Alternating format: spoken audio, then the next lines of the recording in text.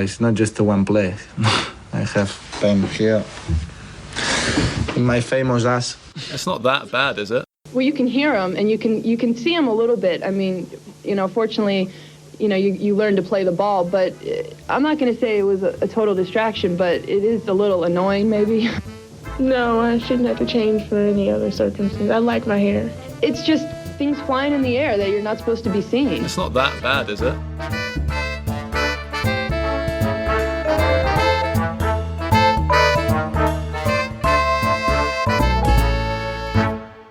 Hello, welcome back to the Body Serve.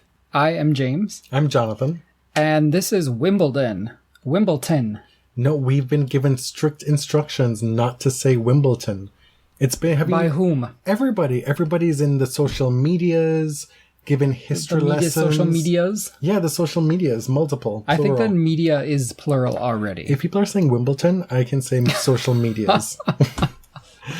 Yeah, there was this Twitter exchange between Chris Everett and Pam Shriver about how it shouldn't be said, and Pam Shriver was telling people about the exact moment in time when she was given that lesson back in the late 70s. She said it was Don Budge, and he said, just remember, when you're thinking Wimbledon, think of my first name. It's Don, not Ton, or something like that. Oh, it's Wimbledon? No, you've totally missed this. This has been a thing. This Wimbledon cycle, people are very aware of the Wimbledon, apparently. Oh, okay. Yeah, I have missed it. Like, how did that become the way of the world? Because in America, we don't have any, towns that end in "done." Oh my God. It doesn't make any sense. In America? When I started to visit your ass in Rochester, New York, I learned all about how y'all pronounce your stuff. Mm-hmm. Because you have towns named Chile that you pronounce Charlie, and towns that are spelt Charlotte, and you pronounce it Charlotte. First of all, Charlotte is barely a borough. It is not a town. Listen. It's a part of Rochester, the city. Listen, Mr. Canadian, I am sorry. We don't speak like Canadians. I will invoke my Jamaican heritage and British lineage to tell you that I have a full grasp, the entirety of the grasp of the English language. And Charlotte and Chile are nowhere in the correct vernacular. Okay? Oh, really? Yes. Well, you would know that vernacular is common rather than official. If you knew everything about common English. Parlance. Okay, is this supposed to be about tennis or not?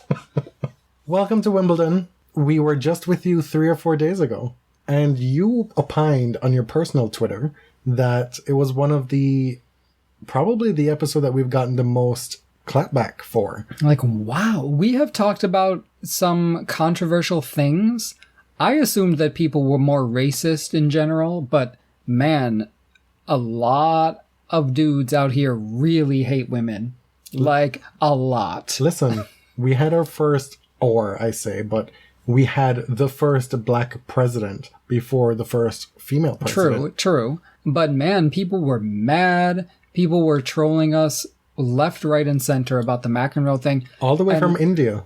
Yes, thank you. We have a global reach now. Maybe it's a function of our expanding reach. Have you thought about that? No.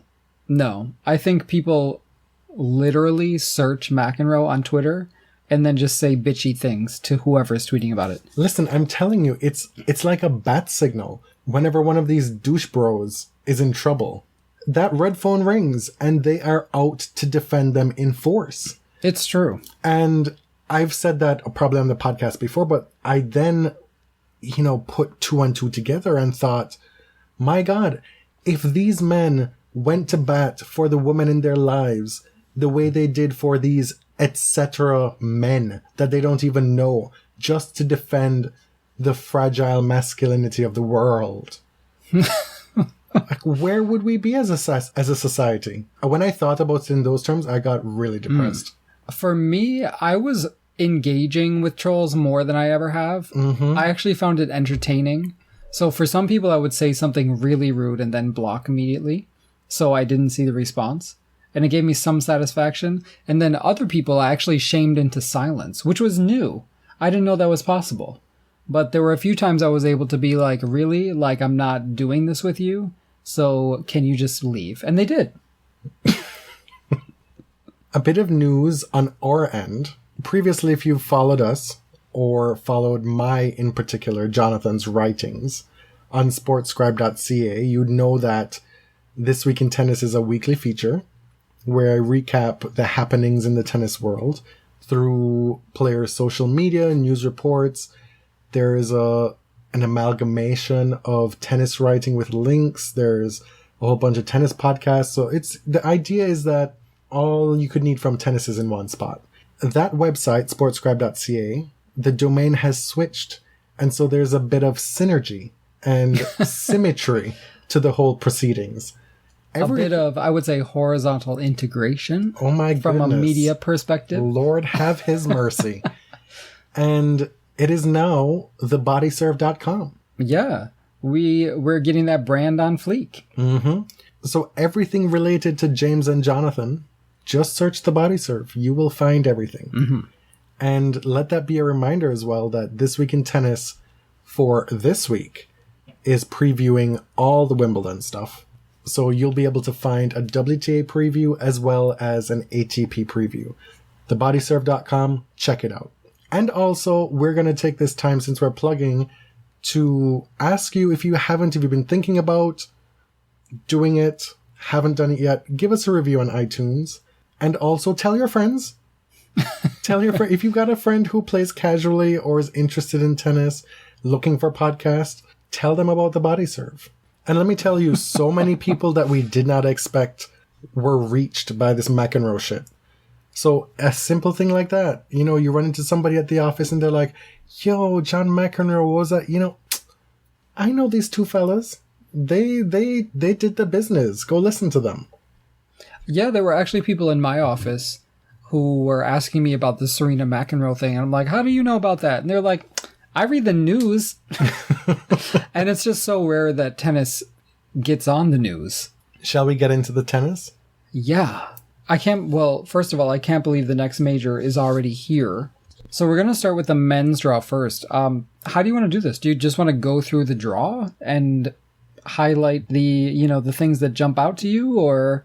Let's go through the quadrants. The quarters? Is quadrants incorrect? Technically, no.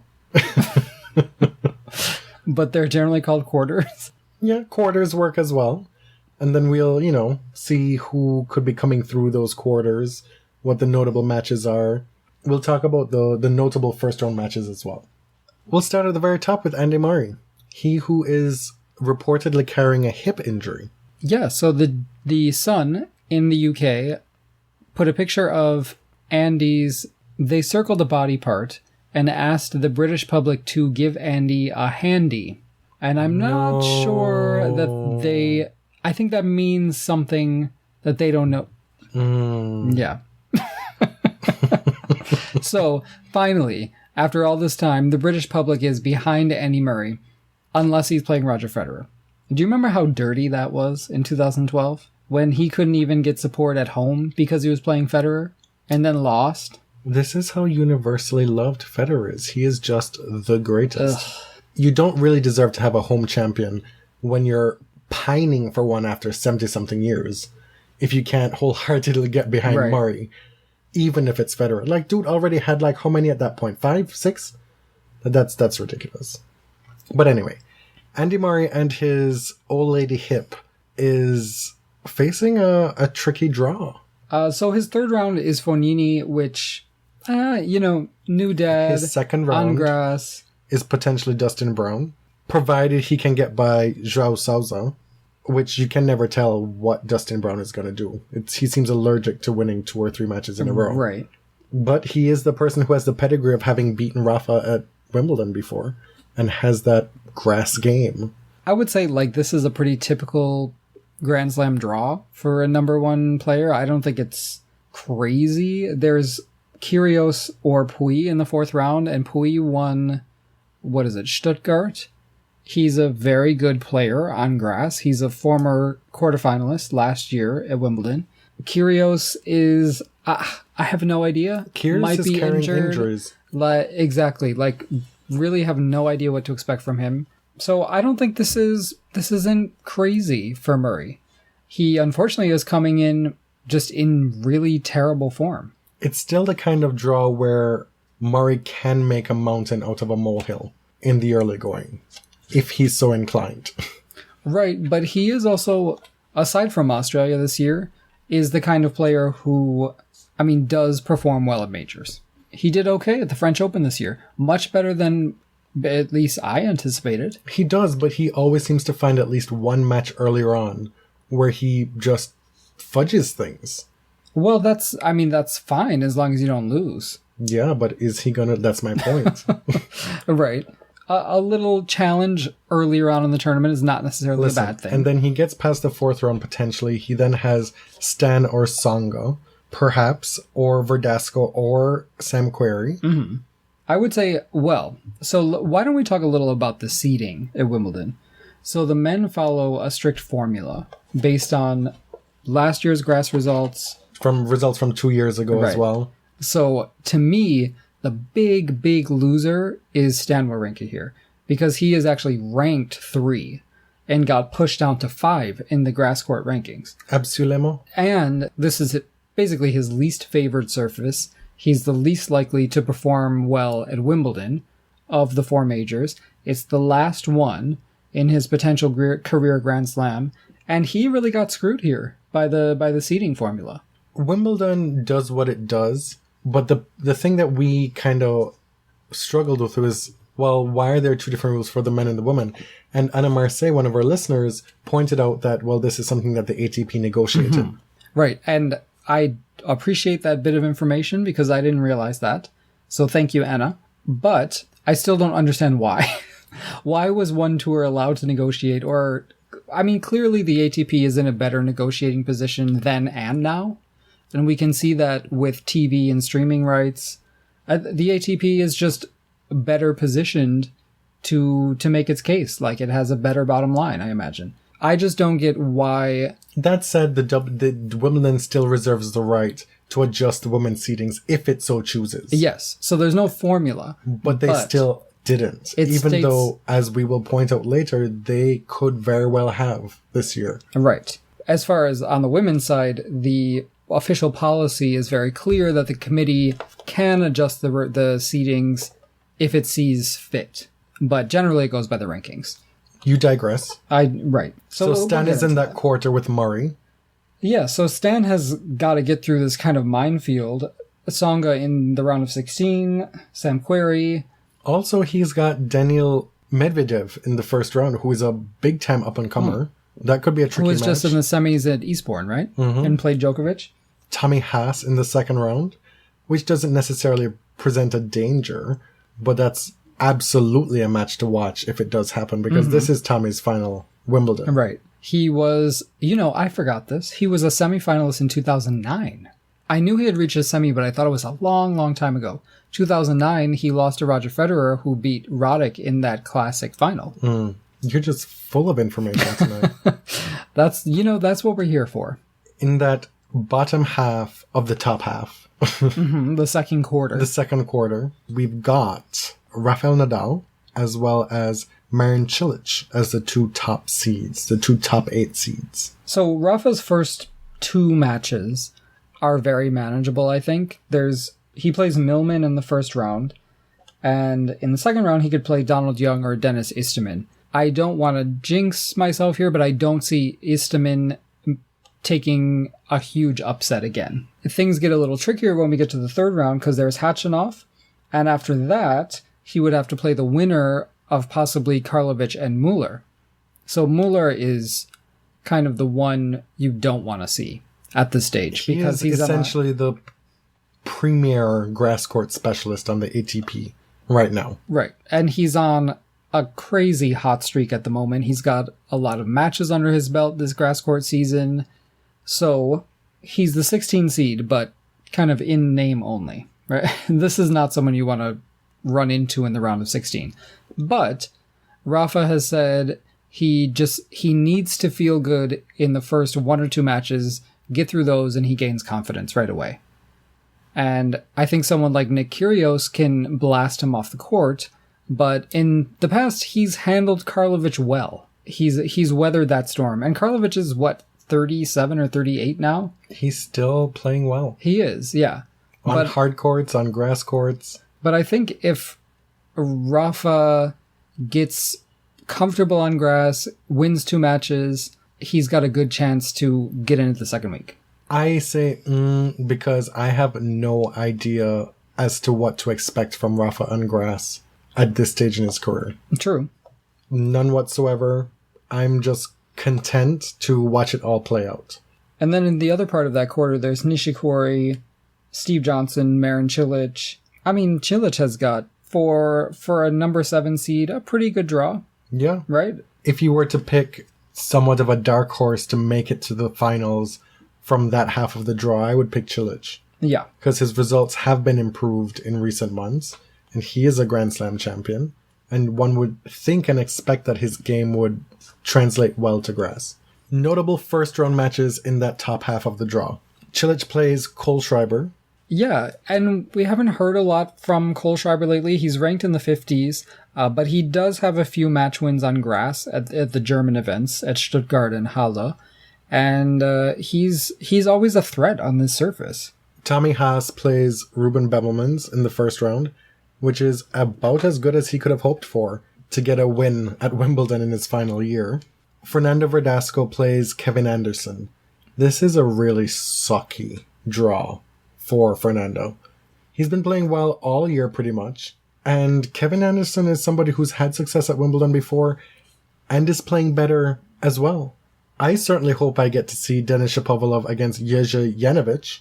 Mm-hmm. Thanks to our Polish friend Agnes for teaching me how to say his first name. It's not Jersey.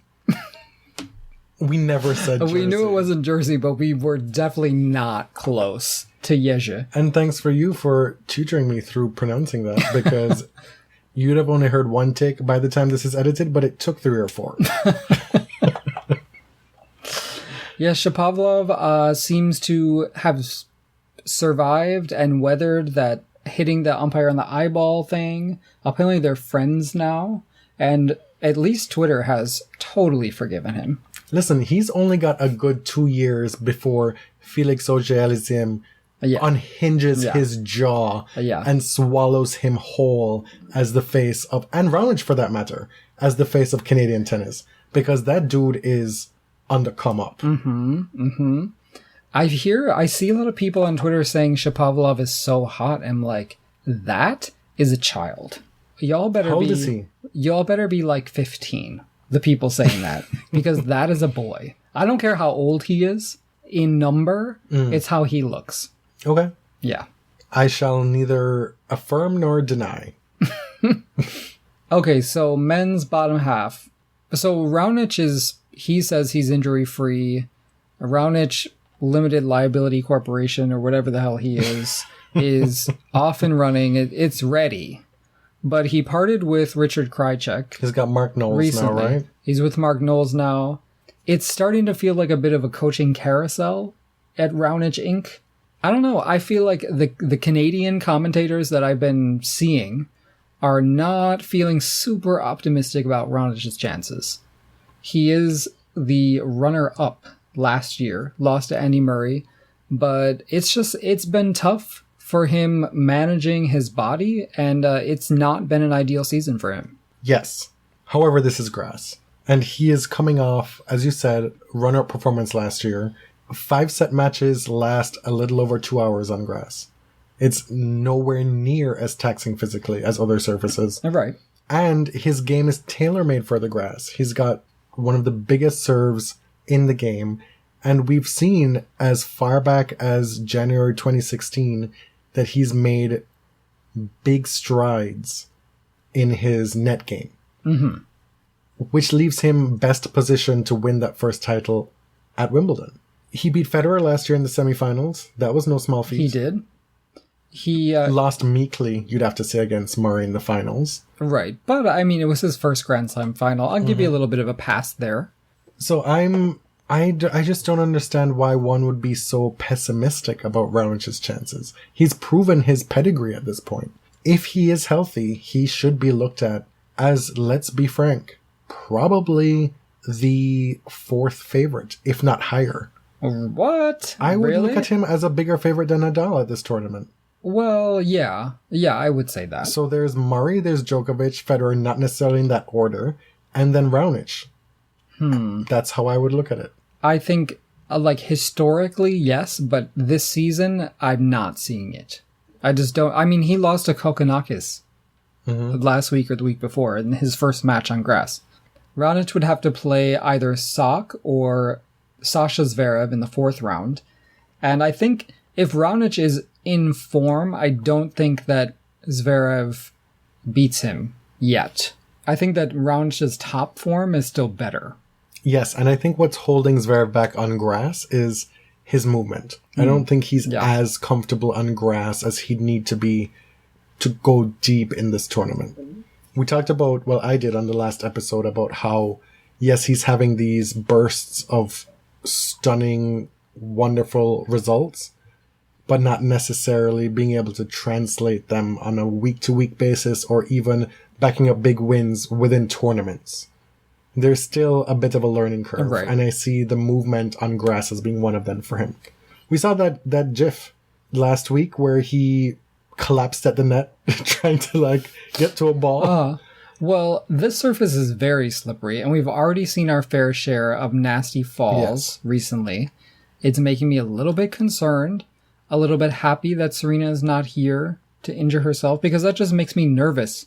But Serena moves incredibly well on this surface, as does Venus. But we're not... This is not what we're talking Serena's about right not now. here, so I just have to move on. Now, in the other part of that quarter, that's Federer's. His third round opponent would be Misha Zverev, the other Zverev. On the other side, there's Dimitrov and Isner. Dimitrov is not going to beat him. I'm just going to, like... Not going to be who, Federer? Yeah, if he gets that far.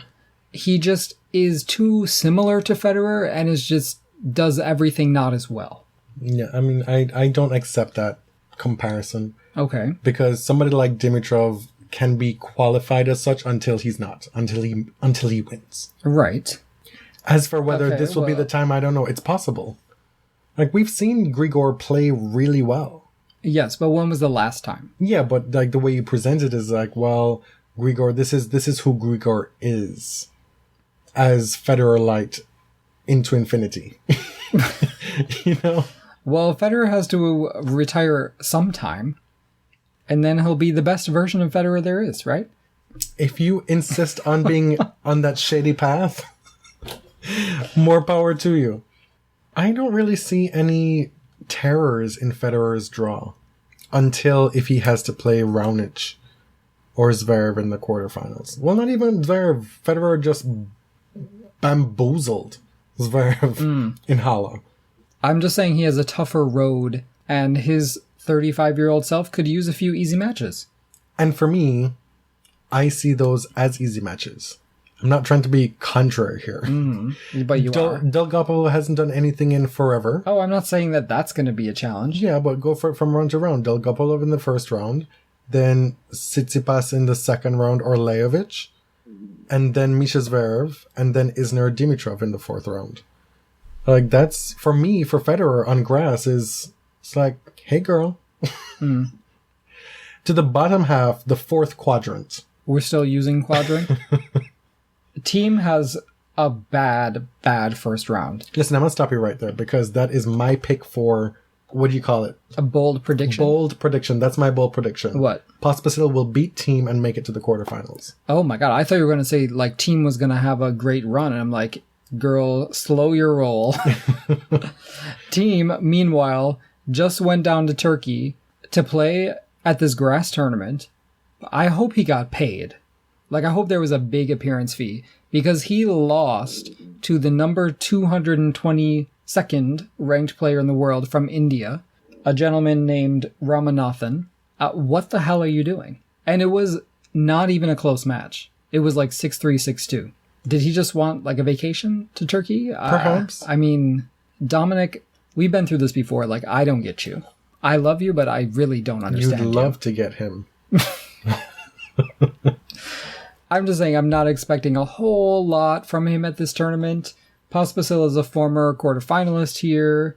Also, Pospisil, fell out of the top 100, had to take his ass to challengers, ITF events, far strong places all over the globe to get his ranking back up inside the top 100. And he's playing well now. He's made it through qualifying in the last couple tournaments on grass. It's his best surface. This could be the comeback for Vasek. Yeah, I mean, he's as likely as anyone to make the quarters from that section. I guess there's Gasquet, there's Berdych, both of whom play well on grass. Gasquet made it to the semis. Yeah, the semis this week in Eastbourne, losing to Monfils. And he's made a semi at Wimbledon before, too. Yes. I think this is probably a real opportunity for him.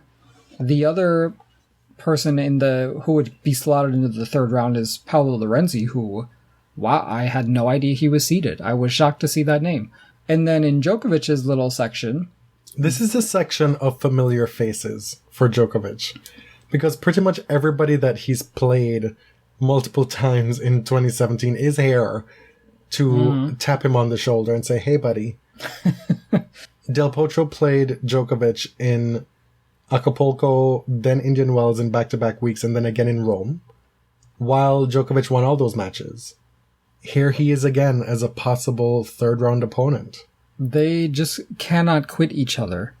But after the Olympics loss to Del Potro was a devastating loss to Djokovic, obviously. But he seems to have figured out Del Potro since. 2 of the 3 of those matches were 3-set matches, but Djokovic has gutted all 3 of them out. I would posit that this is an even more vulnerable Djokovic than he was at any of those other junctures that they played this year. I don't think that the fact that Djokovic has made at least the final, possibly winning Eastbourne the week before Wimbledon, means that he's in prime shape to just dust Del Potro and all comers at Wimbledon. I think he's still quite vulnerable, and grass itself is a huge mitigating factor when considering who's going to do what in the next 2 weeks. The surface itself presents a lot of challenges and makes it all the more unpredictable, don't you think? Yeah. I mean, Djokovic has figured out this surface over the years, but to me, playing the week before a major, and I've said this a million times, is for a top player like him kind of a sign of desperation. I think he desperately needed preparation. He needed confidence, match play. I get it, but I don't get it. Listen, Stan played the week before and won before the French Open. Yeah, but Stan and made is the final. Very unorthodox. And he plays like shit for most of the year, whereas Djokovic is not that kind of player. To me, for a 12-time Grand Slam winner to play the week before a major comes off as a bit amateurish. As Aretha would sing with Michael McDonald, these are ever-changing times. Yeah, nobody knows what you're talking about. People out there know, and I want you to tweet us. If you get that tweet, if you get that song and that reference, tell me. I'm sorry, I do not fuck with Michael McDonald. Like, I hate his voice so much. Michael McDonald sang with Aretha, sang with Patti in the 80s. It's a fact of life. Yeah. You need to accept it. But I don't have to listen to it. These Are Ever-Changing Times is a great jam, okay? Okay, all right. I'll stick with Donny Hathaway, thank you. I'm not going to argue with you. I'm not going to, and I can't argue with you vis-a-vis Donny Hathaway and Michael McDonald. So that was very unfair, for the record. Anyway, if Djokovic gets through Del Potro, look who's waiting for him, either Monfils or Feliciano Lopez. A big dark horse for this tournament. He won Queen's Club for the first time. So while you can look at Djokovic's quarterfinal opponents and say, wow, he got an easy draw, if the seeds he has to face are either Thiem or Berdych, that's no problem. You see what he has to go through to get there, it looks a little bit different. I'm so confused by the way you view the world right now. Because I don't see how you can look at Djokovic's draw even in quarterfinals with those seeds and say he would have had potentially an easier draw than Federer. Like, those are people he has no problem with, has never had a problem with. Thiem or Berdych. But where's the context? Has Federer had any trouble with any of those players before? No, you're right. Federer's probably going to win the whole thing. I'm just trying to make conflict because I don't want him to win. Look, like, I get your point about Djokovic historically not having trouble with these players. But I think 2017 is a different, I don't know if we say this in America or whatever, but I know we said this back home. It's a different kettle of fish. Okay. Do you say that? I don't know. I can't even differentiate now between what you say and what I say.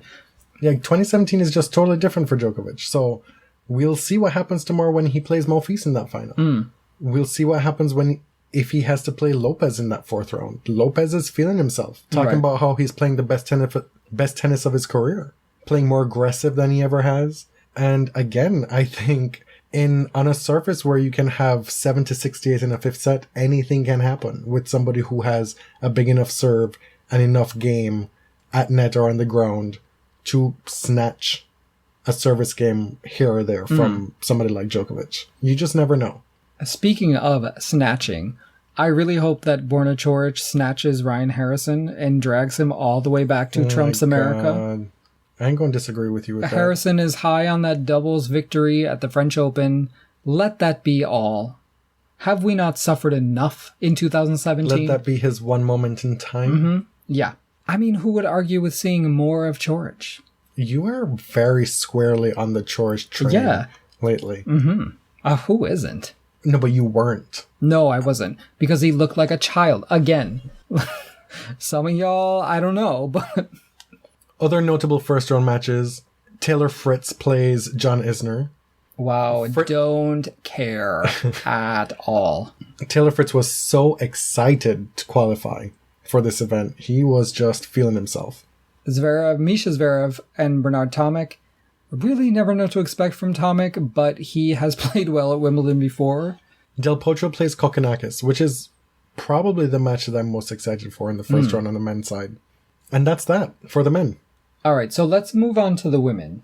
I feel like we are kind of back where we started before Roland Garros. Yes, but right? I do want to issue this one disclaimer.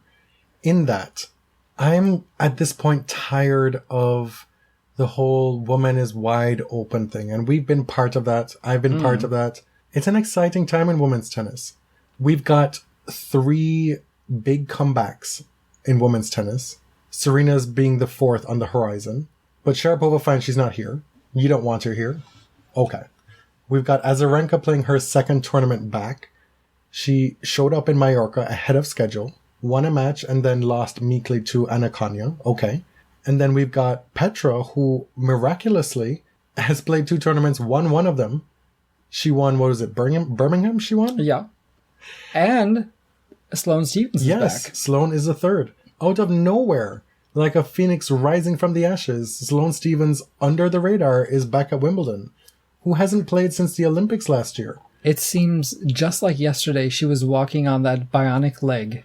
Listen, I walked by her casually at the back end of Charleston, just doing some casual shopping at one of the stalls, while everybody else was watching the action on the center court. She was out there, returning some stuff with her shopping bag.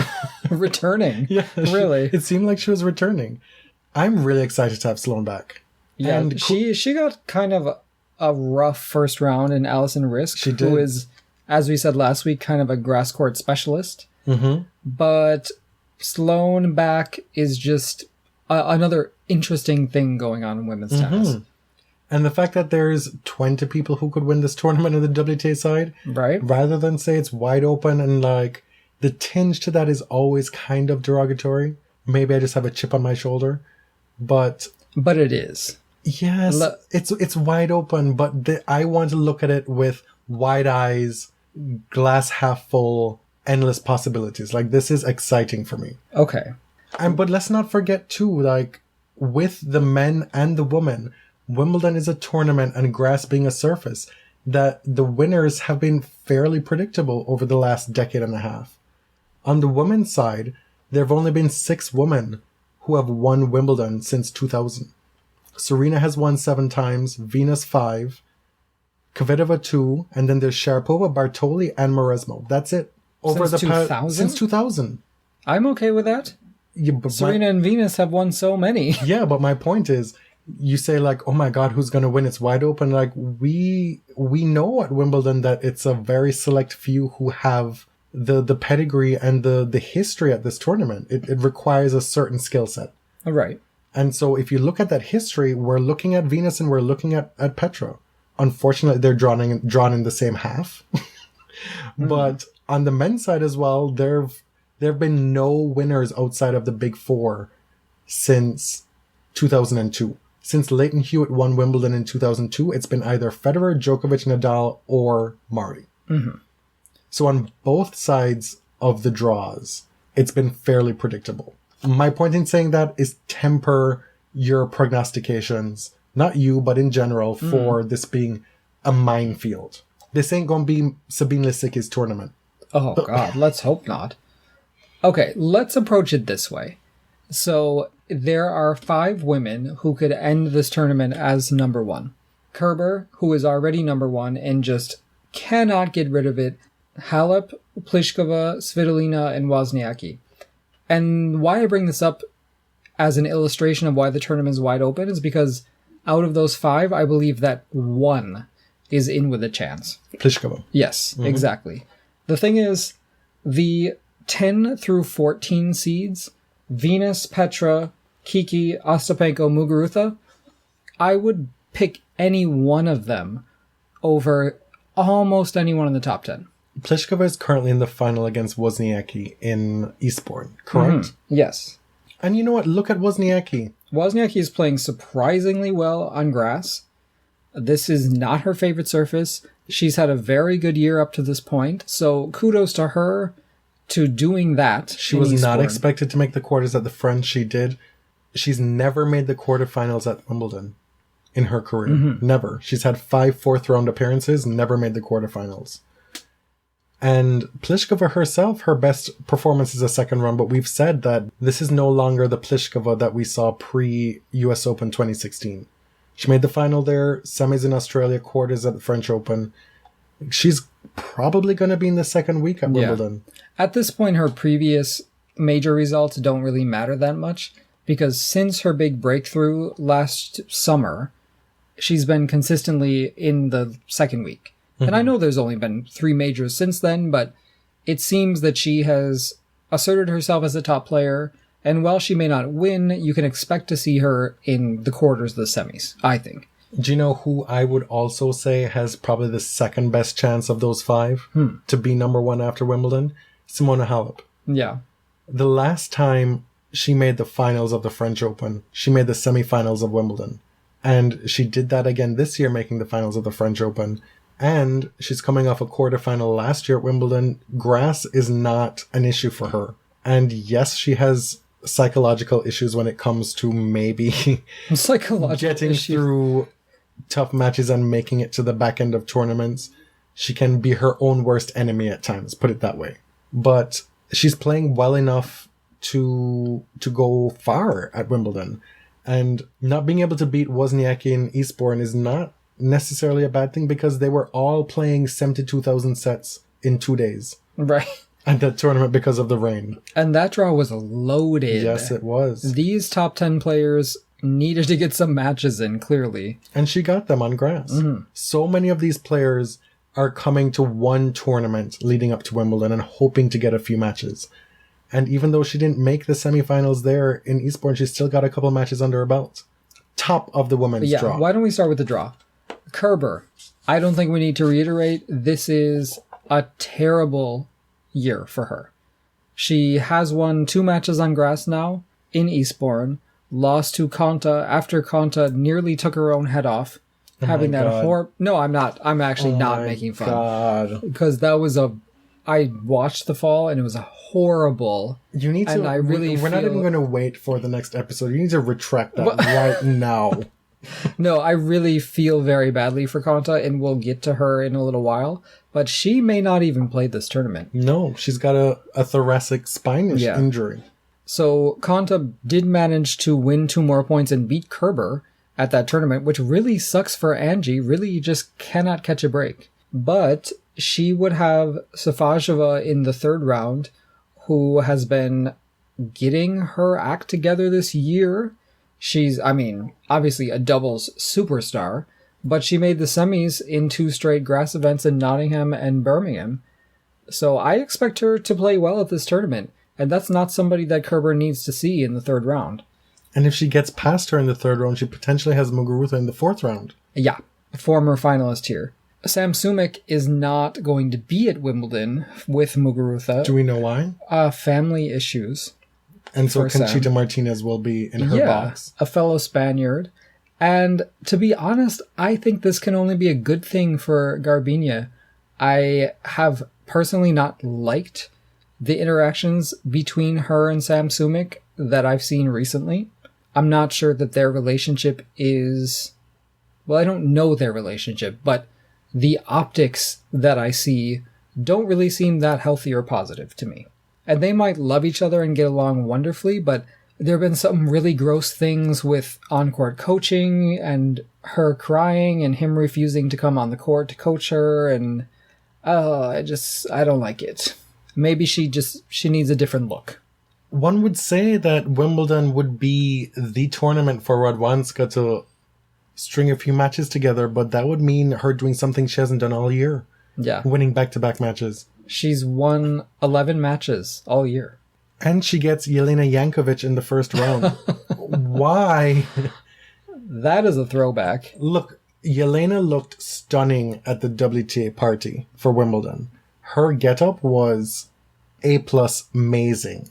And I can only hope that that spurs her forward, because I'm not really here for this being possibly Jelena's final year, the way it's been going. Yeah, we're not ready for it. No, I need her to have a moment soon. Yeah, and I think she probably wants to be out here without Ivanovic. She wants to be the head Serb bitch in charge. Oh, the HSBIC? Yeah. So that little section is totally wide open. Radwanska is a big, big question mark. Tamaya Baczynski would be her third round opponent. Lauren Davis is a seed in that section, as well as Kuznetsova. There's Makarova in... I guess Kuznetsova could play her in the second round. Honestly, anybody could get through. I would vote for Kuznetsova personally. On paper and on talent, it's Kuznetsova. Yeah. But in likelihood, it's probably Makarova in that quarterfinal. And as you wrote in your WTA preview for this tournament, it's been a long time since Kuznetsova has, made the second week here? Made the quarterfinals. The quarterfinals. She made the fourth round last year, but it's been since 2007 since she's made the quarterfinals. She did it 3 times, 2003, 2005, 2007. And so that doesn't inspire a whole lot of confidence. Right. Or you could see somebody like Lauren Davis. Yeah. Yeah, I guess you could. You could. In the second quadrant, I'm sticking to it. Oh, okay. There is a Pliskova at the top of it, and then Wozniacki at the bottom. Mm-hmm.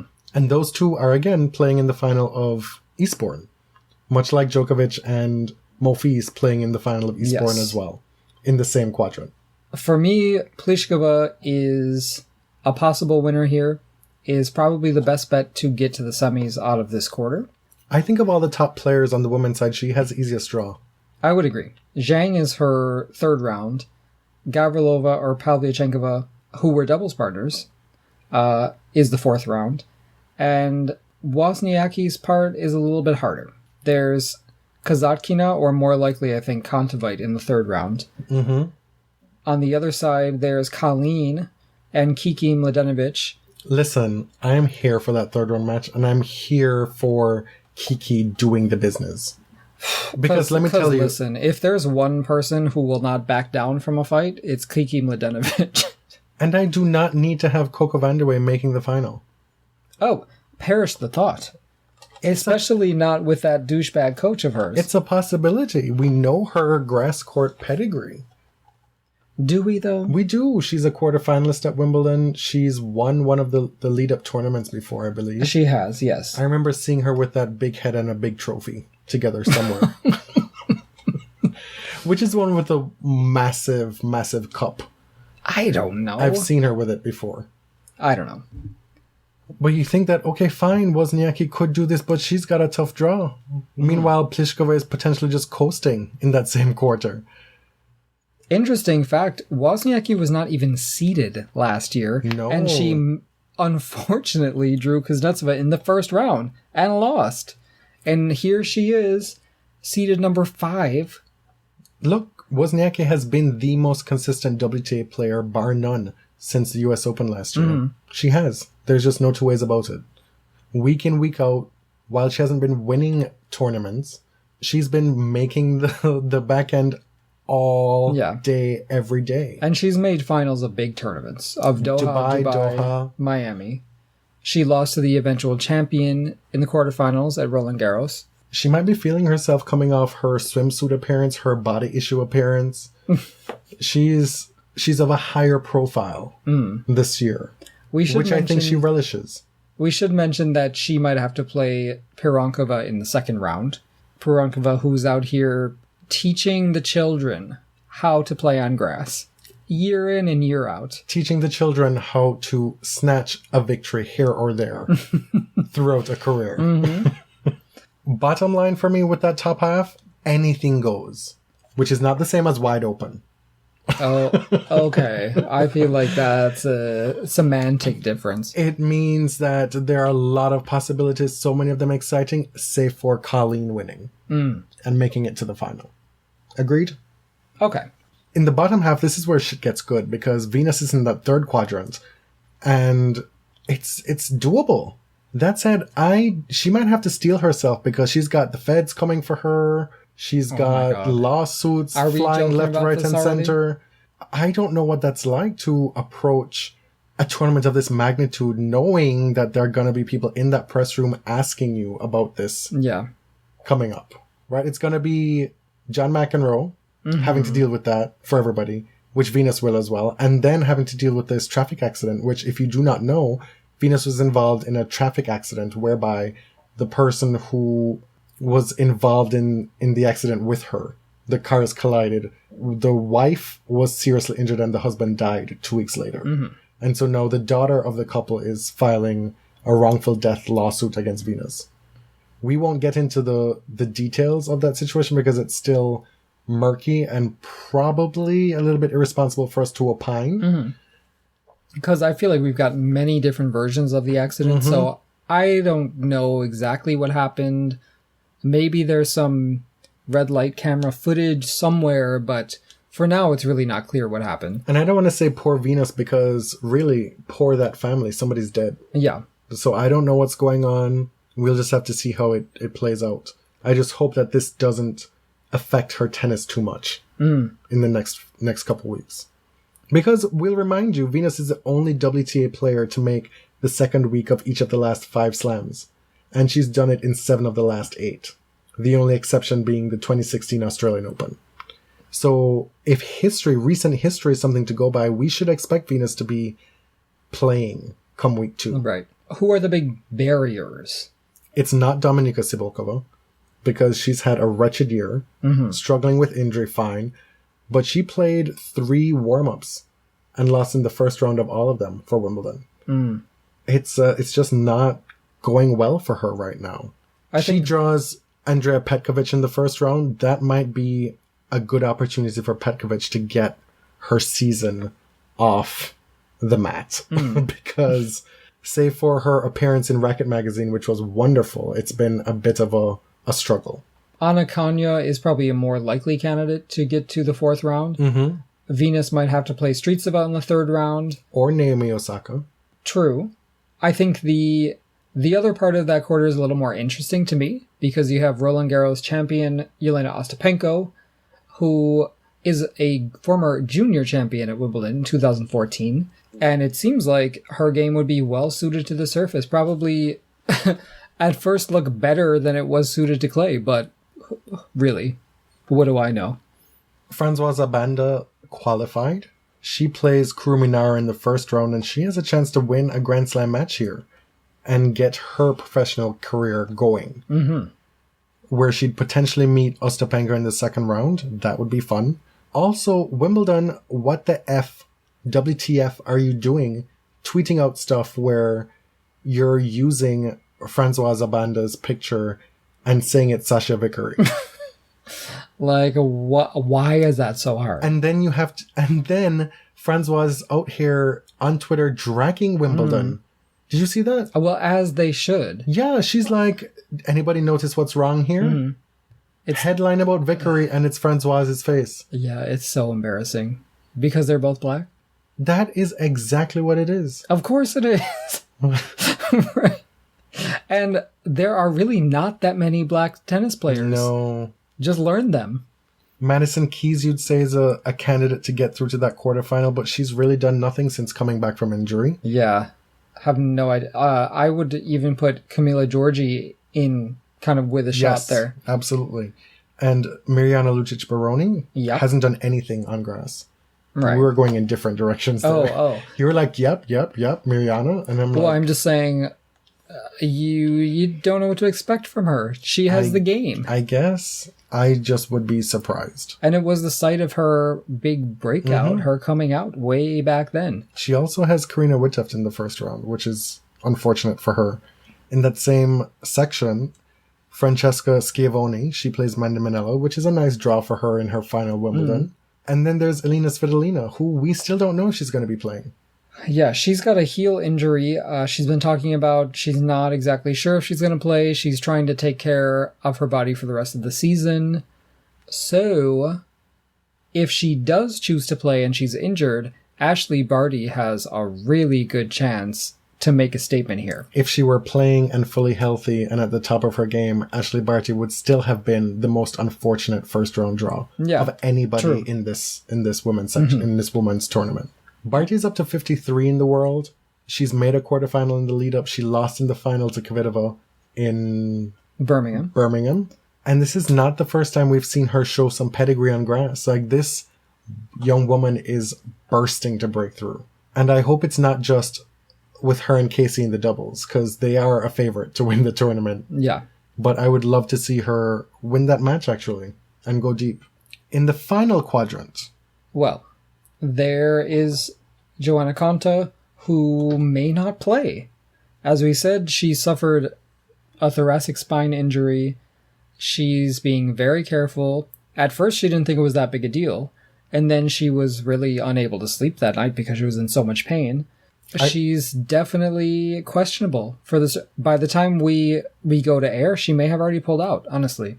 Which is so unfortunate for her. It is. I was on Twitter when it happened, and everybody was freaking out. I wasn't watching the match, but I was following on Twitter, and people were like, oh my god, what just happened? What just happened?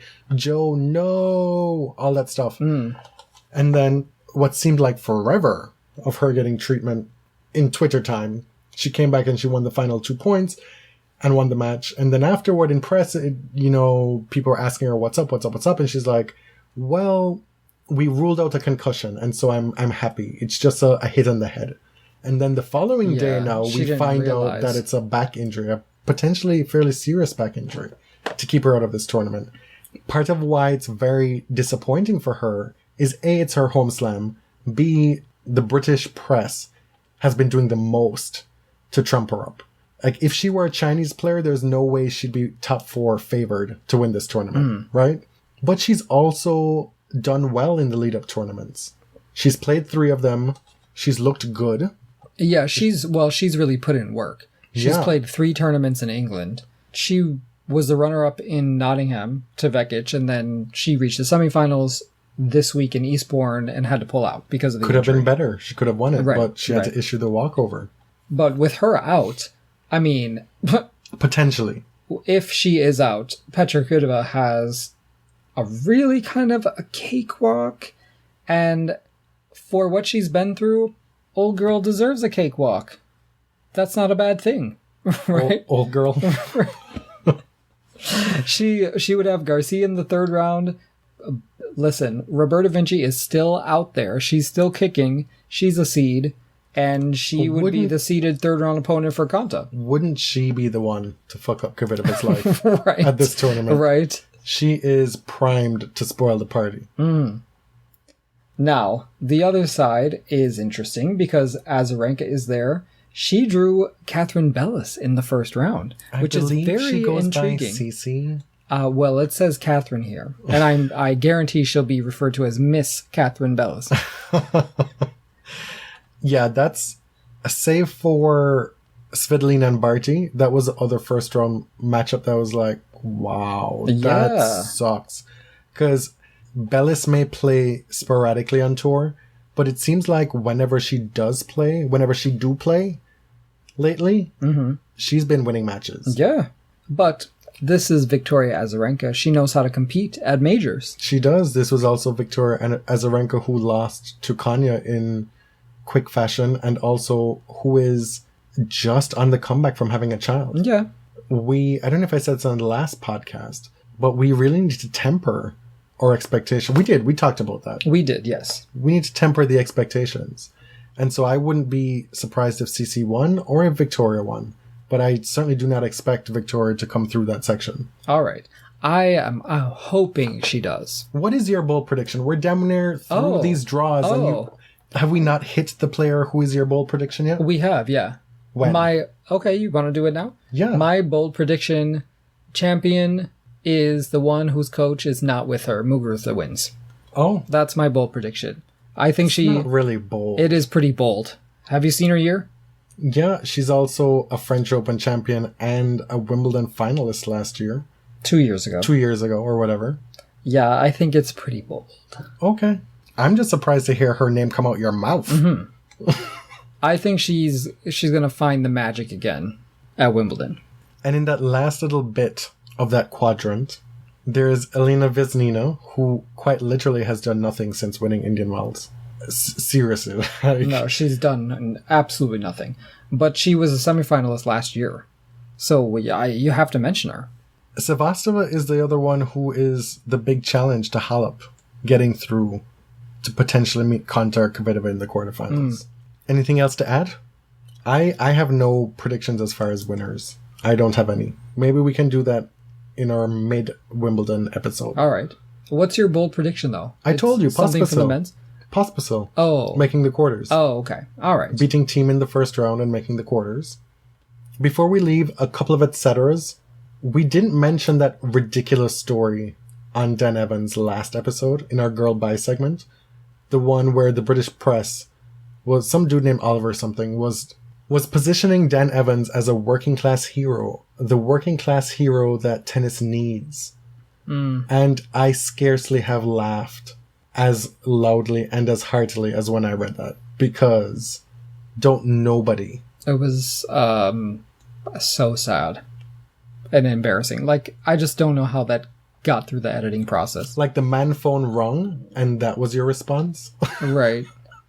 It was That's the best you could do for him? But it was just so insulting to good old white trash. Do you know what I mean? It was just, there was one phrase that I took particular issue with. It was Dan's supposed, quote, precious artlessness. As if a working class person has to be simple and stupid. And uncultured. And without guile, right? Like, yeah. It's this sort of fantastical idea of the proletariat as innocent and something untouched by greed. Or just also without agency. Right. It was just wrong in so many ways. And I clearly tinged with race and you can't help but wonder about the people who would never get that benefit, who could never be considered working class heroes because of what they look like. Set aside race, but just women. How many women would get that kind of defense? Right. And then you add, well, how many black people would get that defense? Is Nick Kyrgios a working class hero of Australia? I don't know. And are you evaluating the household income of the parents? Like, I don't. What is your definition of working class? I don't know. And finally, we mentioned it while going through the draws. We'll be bidding farewell to Tommy Haas and Francesca Schiavone, two stalwarts of the ATP and WTA tours, respectively. And soak it all in, folks. One's 39, one's 36. Like, this is pretty special. I'm all talked out. Are you? One more thing. If you do need a reason to drink, which I don't, Wimbledon drinking game, every time a player gets asked about McEnroe and whether we should compare men's and women's tennis, take a drink. You might die after the first day. My guess is that all 32 seeds in both draws will be asked this entirely inane question. Because much ink will be spilled about this over this tournament, unfortunately. It's an easy sell, right? Yeah, definitely easy. Certainly not. We've said our piece on McEnroe, and we're at the point where we just want it to go away and not have him get any more press or sell any more books, right? So as much as this can be avoided at Wimbledon, I don't think it's newsworthy. I think people have said all that needs to be said. Pieces have been written. Let's just let it die. On that note, rest up. Wimbledon starts very, very soon. We have the day off on Monday, so we're going to be watching opening day.